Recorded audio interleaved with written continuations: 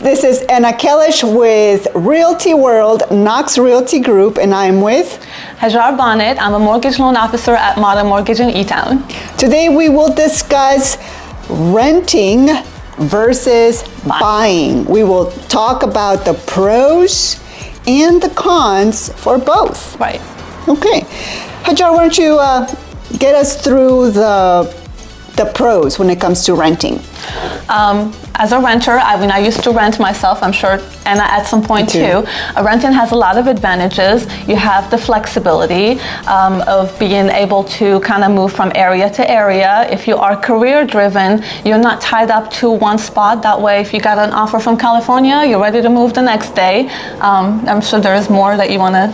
Yeah, another pro to renting is, well, in a nutshell, right, there's flexibility. You're not, unless you have a long-term lease, which is somewhat unusual, you do have the flexibility of moving if you need to, and being on the go, and so forth. So no commitments. And then also the landlord can be able to fix up whatever's wrong with the apartment. Right. So that's an important one that you don't have versus buying, which we'll talk about that in a minute. But, that's true. That's true. When you're renting, something breaks, you call the landlord and they'll take care of it for you. So that's kind of nice. No upkeep either, not too much at least, right? Right. All right. Well, what are some of the cons when it comes to renting, you think?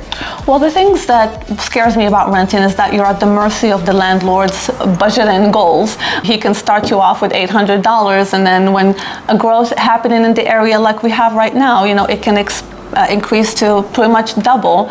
So that amount is not stable. So you're kind of, that's definitely, I would say, not something that you want to be aware of.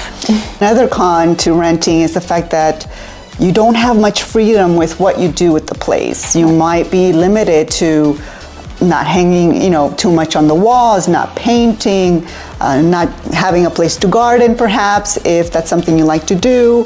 And sometimes you're limited in space as well. Right. Don't you agree? I agree, definitely. You can't really put that beautiful wall hanging that you have bought, a few years ago, or your mama's picture. Right. We do promote buying a home because there is a lot of, we agree that is the American dream for many of us, right? But there are some cons to buying a house. Can you mention some of those? Right. Buying a house, you just have to be aware that there is an upfront cost to it. That's something that you have to pretty much be able to have saved up a little bit of money for down payment. And not just that, but there is the up cost to having a home versus basically when you're renting, you can just tell the landlord that, this is not working, they'll come and fix it. But guess what? You'll be spending a lot of weekends in Home Depot. That is true. And you know what? A home, it's like a person almost. You have to take care of it in order for it to last a long time. Absolutely. And for many of us who love having our home, there's a lot of investing that you do even after you purchase it. Right, absolutely. It's continuous. Right. Right. Yeah, but and that pretty much leads us to when you said investment, because the good thing about having a house is pretty much the generational wealth that you're building for yourself and your family and your kids. That equity you're going to be building in the house. That way it can help you consolidate future debts for medical to help up close ones. So it is a generational wealth that the American dream is based on, is real estate. In addition to that, when you have a home, it will appreciate. Therefore, unless of course, something horrible deals occurred, you may lose when investing in real estate. But that is why it's important to talk to people such as us, because we will make sure that whatever deal you are getting into is a good one for you. It's important to talk to a real estate agent and a lender before you buy anything, so that you know what kind of deal you're getting into and that it is a good one for you. However, statistics do show that real estate does appreciate, and it does appreciate consistently. Right. And what else would be a positive thing about buying? Well, you just said with being the appreciation also, you don't have to have just one property, the second property could be your investment. And that's, income for for additional things that you could be using for other things. So again, it all comes back to having an investment and creating your own wealth.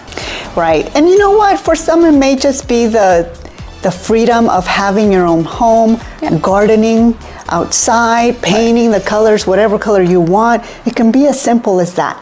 But an investment, it absolutely is, whether you see your home as that or not. Right.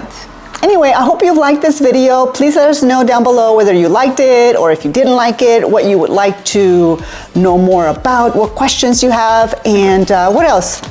No, I mean, we are meeting together to kind of bring up some information for any prospect home buyers or just for knowledge all in general.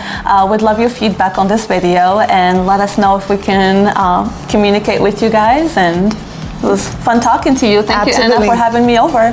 Thank you for being here, Hajar. This is going to be fun. Thanks, guys. Peace out. Bye.